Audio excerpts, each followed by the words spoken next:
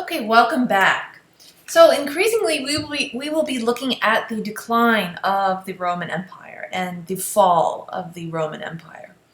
Now many of you may know that officially the Roman Empire fell, quote unquote fell, in 476 AD when the last Roman emperor, a sort of puny boy king named Romulus Augustulus, was deposed from the throne at the hands of barbarian mercenaries. This was in 476 AD. Now, the causes of this fall of the Roman Empire in the West have been inexhaustible subjects for speculation and debate and argument. Recently, historians have ever questioned whether there was such a phenomenon as a fall. Rather than looking at the fall of Rome as a single military defeat on the battlefield, we look at the fall of Rome as rather the result of a long-term internal consequences. So rather than the fall as this single instantaneous event, we look and speak rather at the transformation of the Roman Empire and how the political, social, and cultural institutions of the Roman Empire sort of gradually eroded from within, how the very Roman values and civic pride and virtue increasingly were questioned through new influences such as Christianity and through the barbarian invasions. And increasingly we will look at these two factors, the influence of Christianity, the influence of the barbarian invasions in the decline of Rome. But one key thing that we will look at today is the idea, and you might write this down, that Rome collapsed due to its own weight. Rome collapsed due to its own weight. Now, this was an argument, this notion of imperial overstretch, that was famously advanced by the English historian Edward Gibbon in his book on the decline and fall of the Roman Empire in the 18th century. That he wrote in the 18th century, the decline and fall of the Roman Empire. It was this huge multi-volume of history of Rome. But in any case, Gibbon famously offered explanations for the fall of Rome, and this one has been widely accepted. This notion that Rome collapsed due to its own weight. It collapsed due to its very success. It collapsed due to its imperial overstretch. Simply put, Gibbon meant that it simply grew too vast to be supported by its own institutions, or communication, or resources, or legal structure. Meaning, simply, that Rome was too big. Right? The Roman Empire was an enormous bureaucratic balancing act that required constant attention, and in other words, Rome's decline was a product of its own greatness. The institutions, which were originally designed for a small, compact republic, simply could not be expanded to govern such a large area. Think about it. Now, if one actually had Roman armies manning every part of the border, it would have taken anywhere from 3 to 5 million men to guard these long and open borders. So the idea is that Rome collapsed due to its own weight. It was simply too big, too large, and it declined as a product of its own success. Was the Roman Empire simply too large for any one man to govern? Well, this was a problem that was confronted by Diocletian. Diocletian was one of the great later Roman emperors. Diocletian ruled from 285 to 305 AD, and basically he saved the Roman Empire from collapse.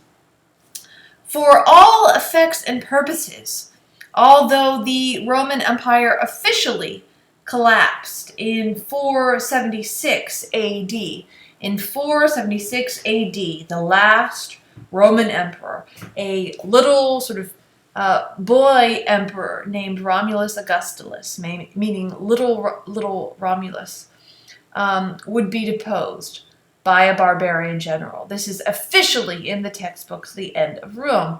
Although it officially declined then, For all effects and purposes, if you were a betting person, a gambler in the days of Diocletian, I can tell you that many people probably would have bet money that the Roman Empire would have collapsed during his lifetime.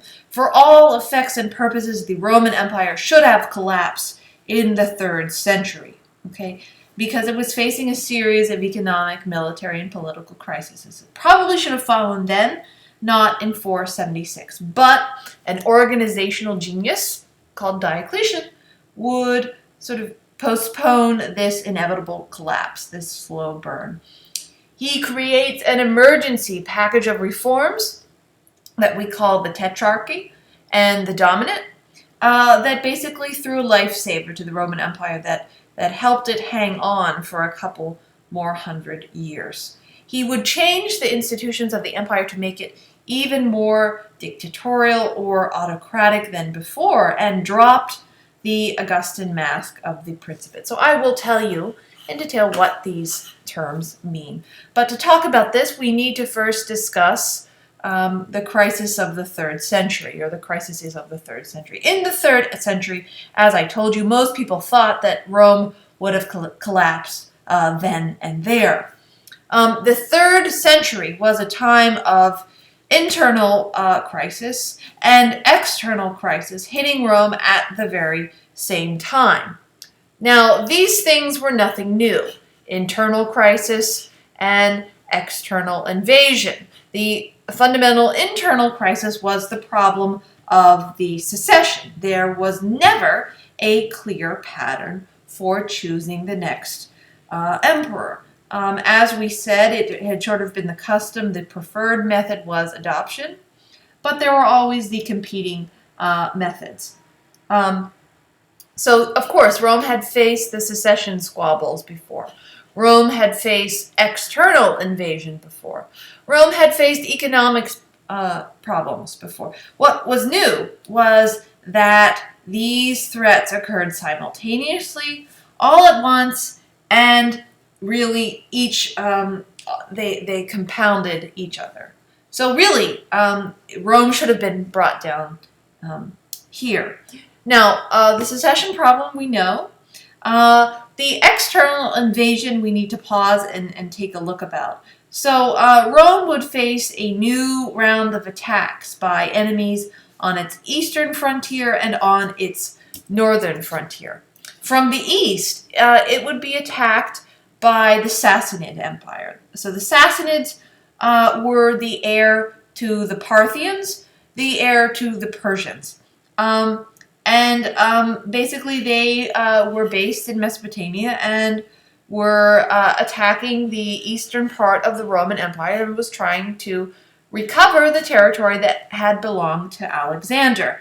They were a much more serious threat than the Germanic tribes that were attacking the Romans from the north of the Danube River. Now, the two different natures of the threat. So these, the Sassanids were sort of aiming at permanent territorial annexation. They wanted to take back these provinces. By contrast, the Germanic tribes to the north of the Danube River frontier are not looking to take over the Roman Empire. They're not looking to drive the Roman Empire out of existence. They simply are really refugees who are pushed westward by the migrations of other so-called barbarian peoples. And basically they're just looking for settlements. They're looking for farmland. Now we will have a series of lectures on the barbarians later, but for at this point all you need to know is that these Germanic tribes are just trying to find places to settle within the safety of the Roman Empire. But this is happening all at once, compounded by the economic meltdown.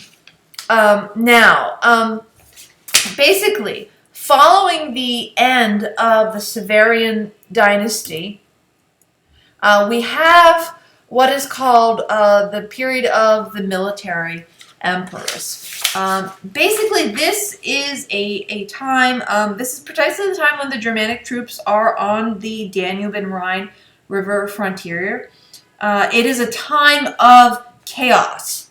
Now, if you remember, if you remember, during the time of the 5 good emperors, right, under the Flavian dynasty, there were a span of 5 emperors who ruled for about, collectively, 100 years. Okay, so each ruled about 20 years. In the period of the military emperors, there were a span of 25 emperors in the span of 50 years. Many would be killed violently, kidnapped, ransomed,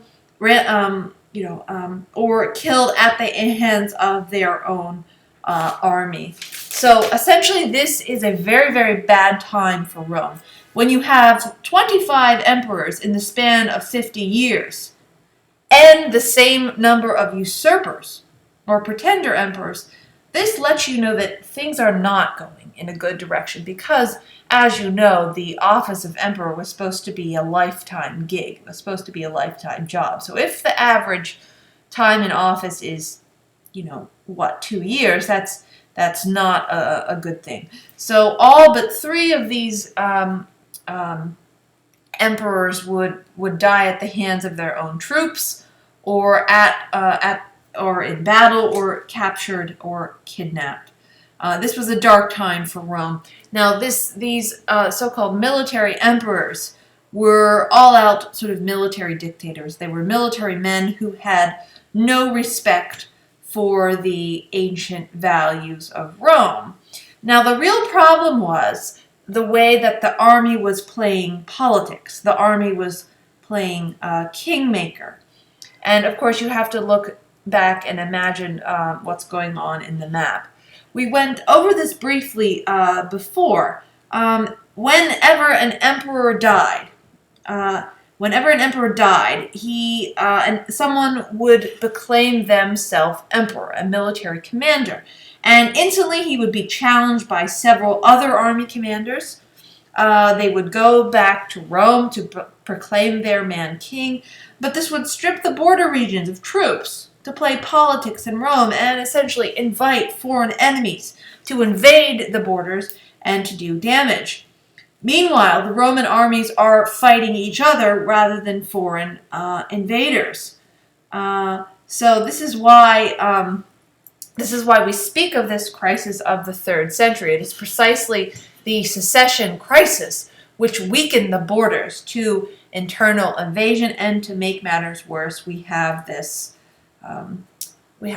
economic meltdown. So again, there were 25 emperors in this 50-year period, the equal number of fake emperors, pretender emperors, and most die at the hands of their own troops or captured by foreign enemies. For instance, Decius would be captured and killed by the Goths, the Germanic Goths, in battle. And likewise, a further emperor, Valerian, would be taken hostage by the Persians and die in captivity after being kidnapped. And of course, all the while these emperors are fighting off external attacks, rebel competing generals could claim control as pretender emperors. Now, you don't need to know or memorize these emperors' names. It's just an example of the bloodsheds that's going on here. Now, to try to face up to this threat of external invasion and this problem of civil war, the size of the army would be doubled. It would rise up to about 750,000 men, even greater than in the time of the First Triumvirate. Now, clearly, such a large army was expensive. The army was fully professionalized. The salaries were paid by the state. So, to meet the salaries for the legions, the Roman emperors raised taxes to the limit of what the people would pay, and basically created a huge economic problem by practicing inflation. The currency was devaluated. They put less and less valuable metals into the coinage. The main coins were called denarii. They were silver coins, but resulted in a situation that created hyperinflation. They simply begin minting more money to pay the army salaries, and basically the coinage became devalued. So during the period of the military emperors, coinage was devalued, and actually the precious metal content dipped much lower than it was supposed to. And in fact, they used a trimetallic standard. But in any case, bronze coins were dipped in silver to make them look like the more valuable silver coins. In reality, they weren't silver at all. So by openly practicing inflation, they created a huge economic meltdown, a situation of hyperinflation. And basically, the real value of prices skyrocketed by about 1,000%. The situation became so bad that the Roman economy really became demonetized, meaning that the coinage was so devalued that people actually resorted to bartering for goods. And even the government collected the taxes in the form of bartered goods, and in the markets you wouldn't pay anymore with the silver coins, but whatever sort of barter you could come up with. Well, this era finally came to an end around 285, when the Roman army proclaimed a general named Diocletian emperor after the last short-lived emperor was murdered. Now, it looked though Diocletian would also die a violent death as well. But in fact, he, as we said before, threw Rome this life preserver and actually had a very long reign. Now, one of his problems, he succeeded in pushing the Germanic Goths out of Rome and defeating the Sassanid invasions. But essentially, he was an organizational genius who reformed the institutions of the Roman Empire to make it able to stand these stresses, and lengthened its lifespan. So as we said, since the days of Augustus, the Roman Empire had been an autocracy, but it had been sort of masked with this facade of republicanism, the idea of the Principate.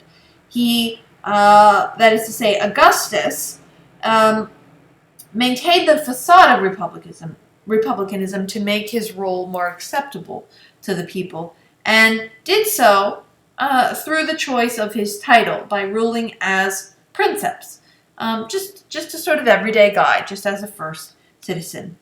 So Diocletian, under the threat of external invasion, these secession problems, this constant civil war, he did away with this sort of facade of republicanism and decided that the situation merited that he now rule in an openly autocratic or dictatorial manner. And this was evidenced by his choice of title. So under Diocletian, we speak of the dominant, and this comes from his preferred title. His new title, he is certainly not a princeps. He is now ruling as Lord and God. He was to be addressed as Dominus et Deus. And under Diocletian, Diocletian and his successors became a very different sort of ruler than Augustus would have been. Whereas Augustus, cultivated this image as an average, everyday guy, as a family man, as someone who you could appeal to at the games, living in a simple house, eating simple food. It's very different. So Diocletian became a distant figure, a remote figure.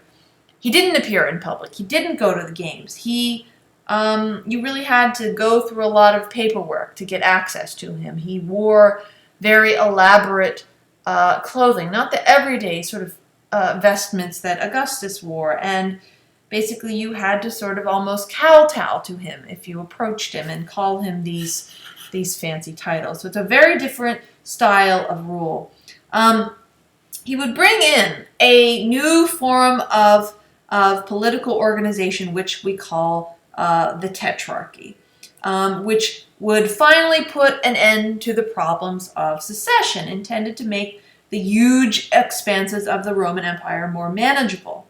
Now, clearly, it was clear to Diocletian that the empire was too big for any one individual to rule, at the same time, because Diocletian spends his early reign pushing out the Goths and those Sassanids, he also realized it was very useful to have someone who would be close to the borders to deal with the threat of invasion.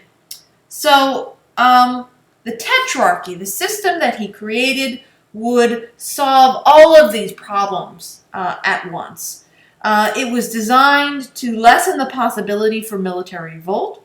It limited the possibility for a rebel general asserting his control because it provided for a clear system of succession and passing over of power.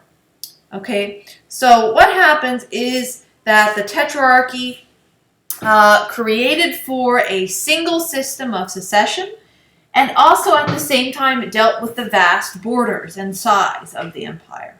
So the Tetrarchy divided the empire into two halves, and henceforth there would be permanently two halves to the empire, and each would have its own emperor or Augustus to allow for quicker military response in each side.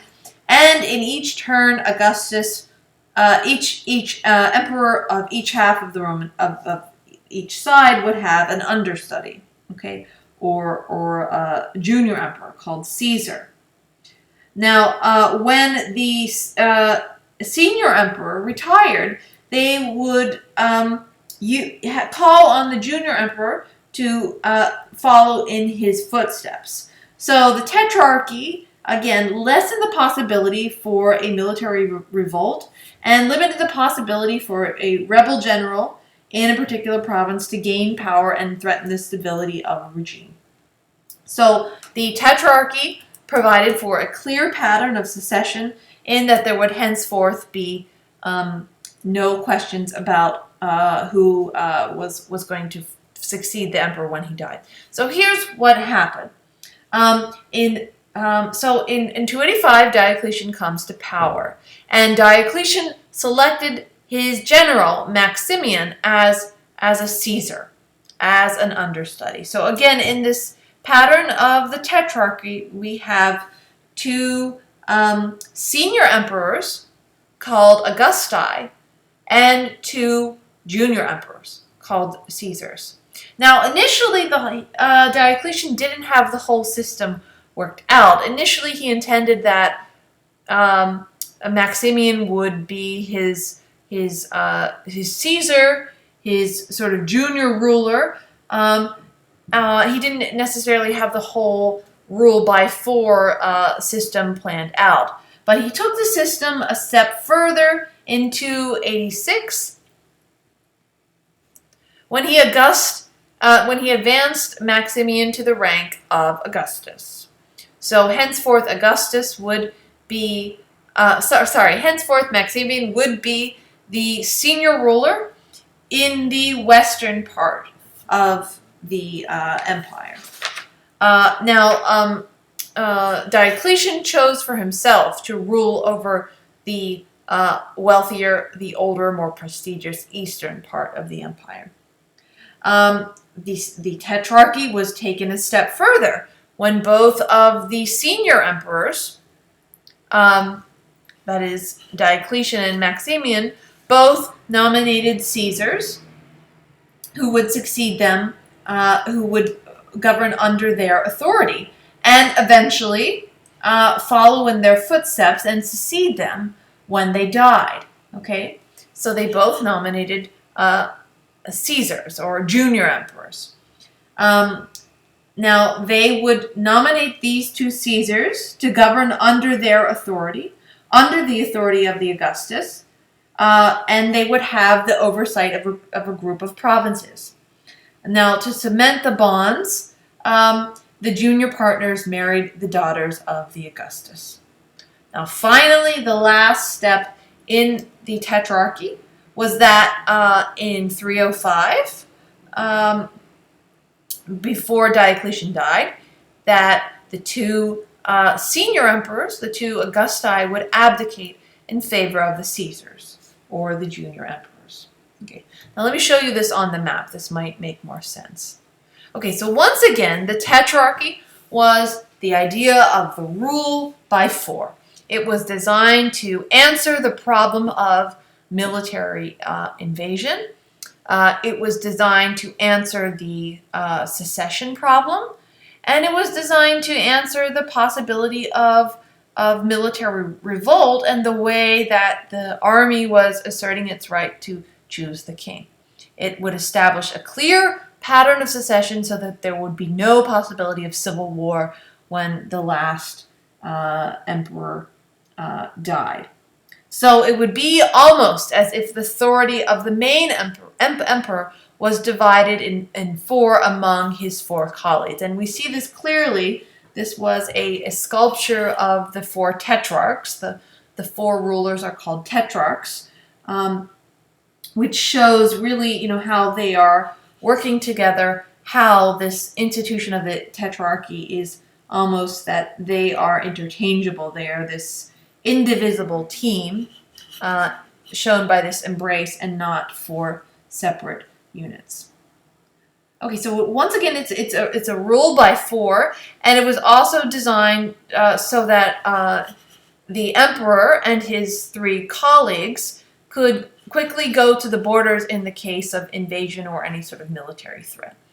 Okay, so here's what it looks like again. Once again, under the Tetrarchy, there were two senior emperors called Augusti and two junior emperors called Caesars. And the plan was, when the Augusti died, that the junior emperors, the Caesars, would succeed them, would follow in their footsteps, and that would be that. Now, the Caesars, the junior emperors, would be chosen through the pattern of adoption, which allowed the senior emperors to choose the best, most qualified men. Okay, so here's how it actually looked. So in the east, so the empire was divided into four parts. The east would be ruled by Diocletian as Augustus, and in fact, it creates a new capital of the eastern part of the empire at Constantinople.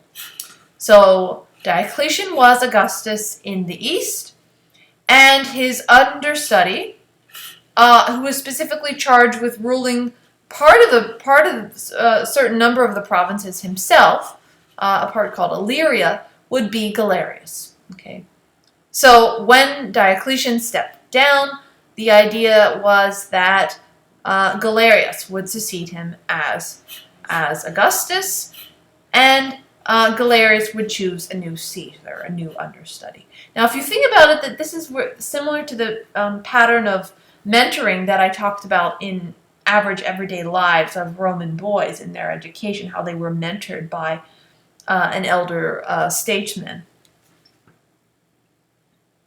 Now, finally, the situation was similar in the West.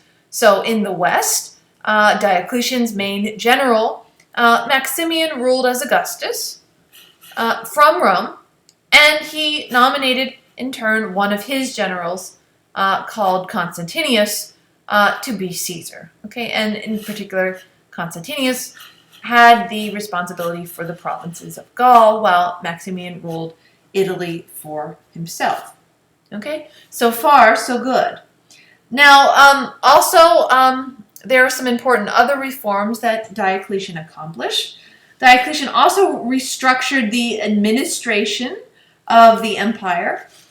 He created new administrative structures that were actually smaller than the provinces from before. He created 12 dioceses. So 12 dioceses, each headed by a vicar, And in the vicar, there would be a clear division of civil and military authority, what had been eroded during the era of the military generals. He also reorganized the army and stationed field army permanently at the borders. That made sense, so they could put down the threat. Additionally, he sort of took drastic measures to curb the problem of the inflation.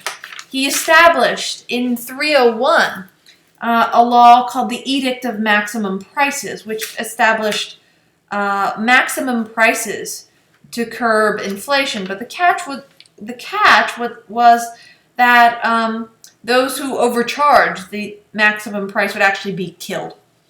So it was pretty drastic. Nonetheless, it created a huge black market, and in fact, it did help with the problem of hyperinflation. He also stabilized the currency. He reintroduced, the standard percentage of metal that had to be in the coinage. So the coinage and inflation is brought under control. Additionally, Diocletian establishes very tight social controls. From this time onward, people are actually locked into their profession. In essence, certain professions were turned into almost hereditary caste to ensure that these professions did not dwindle. Now, what happened was because of the Edict of Maximum Prices, because he artificially keeps prices low, it became not profitable to pursue certain professions, like, I don't know, being a grocer or a baker. If they had the price of bread artificially frozen to a certain low level, it made a lot of people want to leave these professions. But basically, he has the law of professions and froze people into the profession that they were born into their families. And in the countryside, for instance, people were frozen to their farms. People had to go back to the land where they were born to. This is because he wanted to ensure that the basis of the tax revenue on land was not tampered with. But in any case, his most important accomplishment was creating this system of rule by four, of dividing power to meet the threat of military invasion, to eliminate the possibility of a civil war, of these constant secession squabbles, and really a very effective reform. Now, did it work? Well, during Diocletian's lifetime, it worked, in fact, very well. And going back to sort of this chronology, well, Diocletian intended that he didn't want to rule his whole life, so he steps down in 305, and in turn, also Maximian stepped down and retired, and retired to their private lands, and both nominated new Caesars to become Augustus.